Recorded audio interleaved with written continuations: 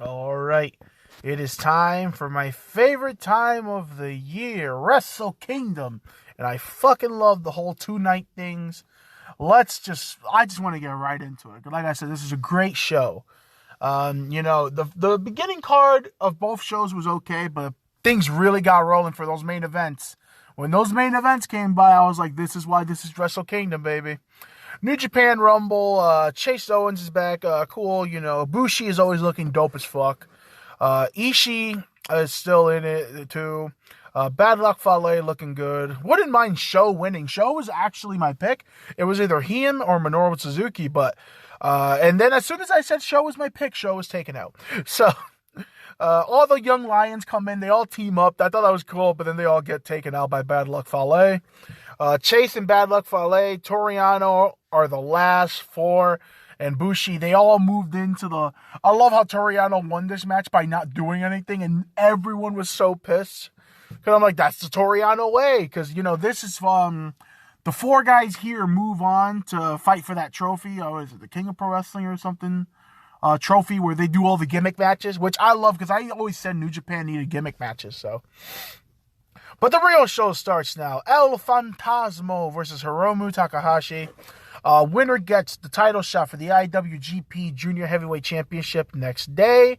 Fantasma is being a fantastic asshole heel. He finally had his theme song play. His new theme is awesome. I love how he was standing up New Japan with copyright fee to them to play his theme. I thought it was great heel heat. He throws the Super Junior jacket down on the floor. He throws the trophy on the floor. He gives no fucks. He won it 2 years in a row, too. Hiromu letting him have it. Basically, he just let him do his shit, and he beat the fuck out of him. ELP gives the sunset powerbomb to Hiromu on the outside. He walks the rope old school style. He does this thing where legit, this guy's balance is ridiculous. He walks the rope about 3 different times, hits a moonsault to the outside, and one of the most beautiful moonsaults you've ever seen. It was fantastic. ELP is going for the Rise of the Terminator dive. He has this thing where he channels all the former Bullet Club members. I think this is pretty funny because Kenny used to do this too with AJ and all those people and Finn Balor and shit. And AJ used to it's like a Bullet Club thing. Anybody who's in the Bullet Club can channel the power of their former leaders. So ELP is going for the Rise of the Terminator dive. He fakes it out. ELP with a senton on Hiromu laying on the top rope. I've never seen that before. That was really cool. Wheelbarrow cradle driver from the top rope by Hiromu. It's that thing where he kind of turns into a sonic ball. That was cool. Dynamite plunger for a near fall. ELP then starts working Hiromu's hand, and Hiromu's selling. I've always said he's really good at selling. Well, Hiromu's just top tier at everything. But his selling was top notch here. I actually thought this dude's hands would hurt. Ref gets taken out. By ELP, then hits a low blow on Hiromu. Hits the Styles Clash. Hiromu kicks out. They had me there. Hits the V-trigger, going for the one-winged angel, but he is being so cocky, unleashing all these Bullet Club member moves. Hiromu turns it into a Death Valley driver into the corner. He goes for a Hurricanrana. ELP tries to counter it, but Hiromu turns it into a roll-up, gets the win. This match was good. It had a lot of good action, but I felt like it could have been a little bit more. But I feel like, because, Hiromu is insane. I feel like he's going to put all his effort into night 2. And boy, did he do that. I'll tell you that. Whoo! This guy went nuts on night 2. Oh, God. But great match. ELP and Hiromu, 2 of my favorites right there. GOD, Gorillas of Destiny versus Taichi and Zack Sabre Jr. for the IWGP Heavyweight Tag Team titles. Zack Sabre Jr. and Taichi have been such a fantastic tag team. Oh, my God. I remember the match they had with Kota Ibushi and Tanahashi. It was one of the best tag team matches I've ever seen. It was so fucking good. You wouldn't think Taichi, Zack Sabre Jr. would make such a great tag team. But my boys, GOD, my favorite tag team in wrestling for the last couple years. My favorite tag team of all time is Motor City Machine Guns. But my favorite tag team right now, that's GOD, baby. Tama Mandalorian. I like his Mandalorian outfit. It looked cool. Taichi and Tama are just having this choke off. Very good match. Very good match. But a GOD match with barely any cursing? What? I was hurt.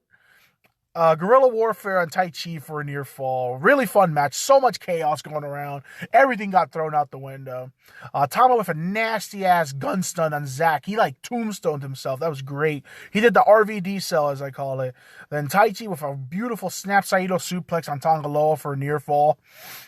I'm telling you, Tai Chi has been on a whole nother level. Ever since he's gotten to this tag team with Zack Sabre, he's been on a whole nother level. Even the G1, he had some really good matches. You know, I've always liked Tai Chi because, you know, he's a great heel. But, you know, I've always thought, ever since his match with Moxley on the last G1, I feel like Tai Chi has just shown another side to himself. Loa hits ape shit. New tag team champions, Tonga Loa, Tama Tonga. They broke the curse. They had, this is their 7th tag team run, but they've never, ever won a match at Wrestle Kingdom. They broke their curse. Good for these guys. It's going to be so happy to see them more on my TV. Kojima versus Kenta. Kojima ends up being a replacement for Juice Robinson, who actually had injured orbital bone.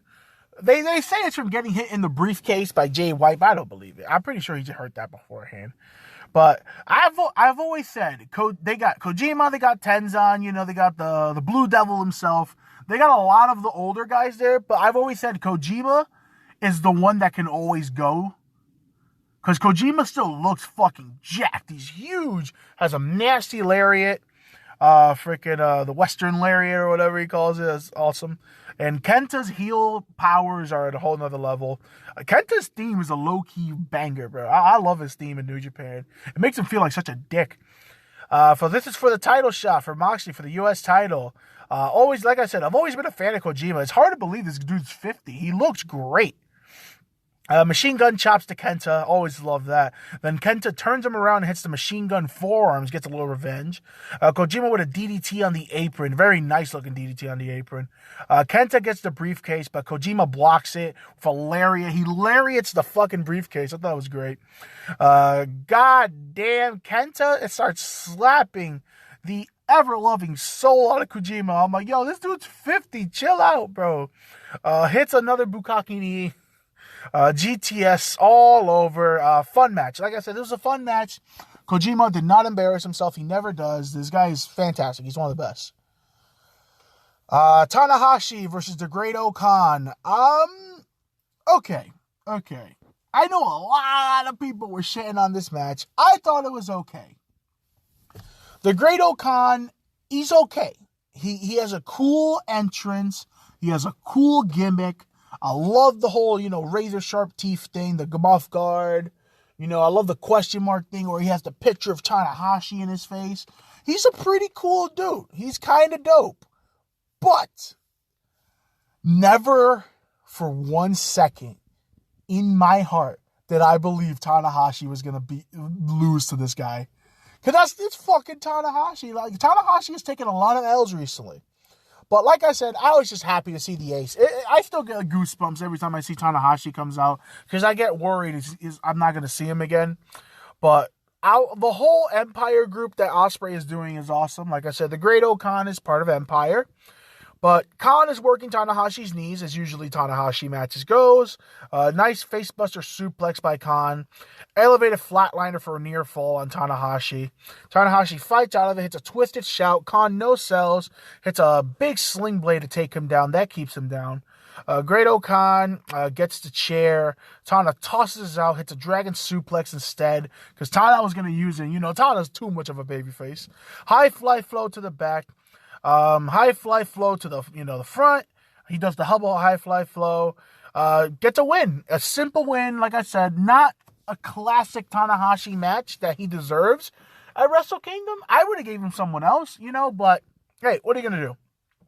Tana is trying to give the rub to the Great Okan. Like I said, the Great Okan, he needs to work on his offense a little bit more. Like, those claws he was delivering looked pretty bad, but he's not bad. He has potential. He has the gimmick down. He has the cool gimmick, but you're in there with Tanahashi, so you're going to get judged pretty hard. Oh, man, this match. So, this match. Okada versus Will Ospreay. Ospreay turns heel on Okada. He makes his own group. He quits Chaos. And he's sick and tired of losing to Okada. He beats Okada in the G1 with the help of the Great Okan. And here we are. Heel Will Ospreay with Bea Priestley by his side. He's got Jeff Cobb in there. Like, this is good stuff. Ospreay is doing the best work of his career. Loving the new heel theme. I'm loving the whole entrance with Bea. Okada fucking gets in there, and we have a classic match. I don't know if this is my favorite match of the night. I'm pretty sure this is my favorite match, but I had emotional ties to the other match. But I want to say overall, after all the main events, this might have been the best match. This one, I don't know. It's so hard because all the main events were so fucking good. So fucking good. But Okada hits a fucking dive. I've never seen that before. He actually does the Rise of the Terminator dive. I wish they could have brought that up on commentary. Ospreay exposing the floor. Tossing freaking Will a million feet in the air with a backdrop. He did the old AJ Styles backdrop. Heavy rain by Okada for a near fall. I haven't seen him hit that in forever. So they're promoting the fact that Okada has not hit the Rainmaker in a year. He's fallen in love with the money clip. The goddamn money clip. I am not a fan of the submission. I don't understand why he just doesn't use Red Ink. Red Ink was a better submission and a cooler name. And it looked dope. It was a regal stretch with some shit at the end of it. It was dope. Ospreay with a pair of Yakuza kicks on the outside. Goes for the Ox Cutter. Okada drop kicks the living soul out of him shotgun style. Awesome exchange between them.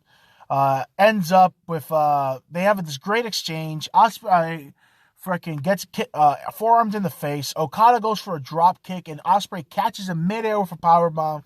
So smooth. So smooth. Deadlift suplex through the announce table by freaking Will Ospreay. It almost looked like a brain buster. That looked rough.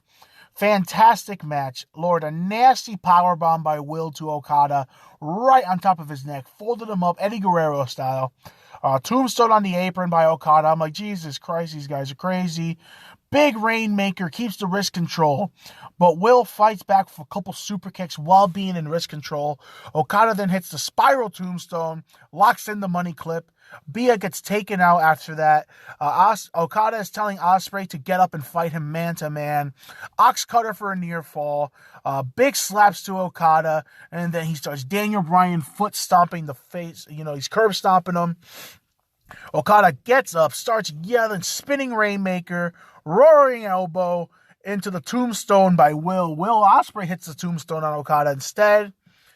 And then, of course, the slime bag that Will Ospreay is, he picks up Okada, Rainmaker pose, hits a Rainmaker, Okada kicks out, of course. Sit out tombstone, and then there it comes. He's finally going for it. The classic Rainmaker. He hits the Rainmaker for the win. What a great match. Ospreay is proving that he is main event material once again. He is good to go in this heavyweight division. Okada proving why he's still big money Okada. Why no one can touch this man. Just a great match. Like I said, I think it's my second favorite match of the two nights because there's a match that overshadowed it for me. It's taking a swig of water. A lot of New Japan. But holy shit, what a match. What a rivalry. Give me more, please. I want more. I want Okada to burn through Jeff Cobb and the Great Okan and all those guys. But what a match. What a main event. This is when Wrestle Kingdom became Wrestle Kingdom right here. Then we have Kota Ibushi versus Naito, a.k.a. the guys that hate each other's necks. Kota and Naido have had a lot of matches ever since Kota's coming back.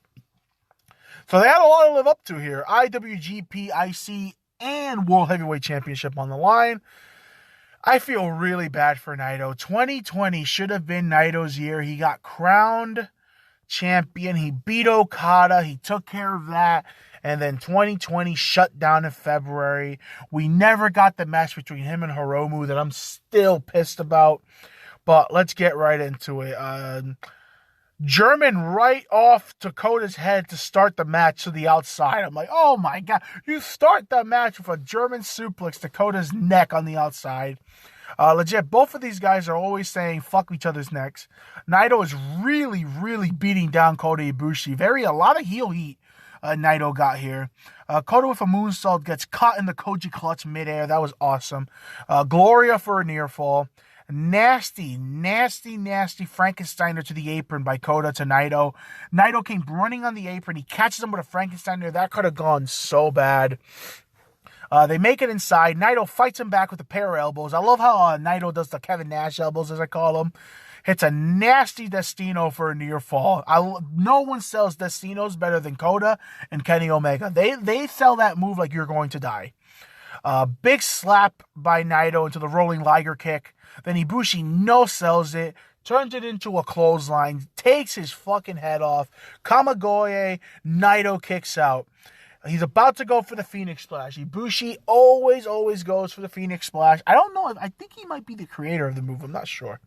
He misses the Phoenix Splash. Naito hits another Destino. I was like, it's over. It's fucking over. Kota kicks out. Kamigoye. Naito kicks out again. Here comes the secret weapon. Kota Ibushi with a V-trigger. One more Kamigoye. And I legit stood up. I shaked my fist in victory.